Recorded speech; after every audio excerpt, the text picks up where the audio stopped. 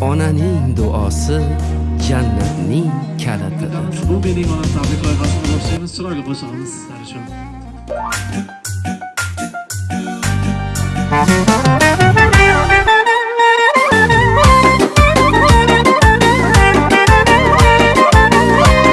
Muborak bo'lsin deb qolamiz.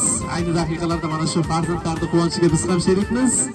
Tabriklab qolamiz. Sizlar bilan izlashuvering deb qolamiz. Eng go'zali mana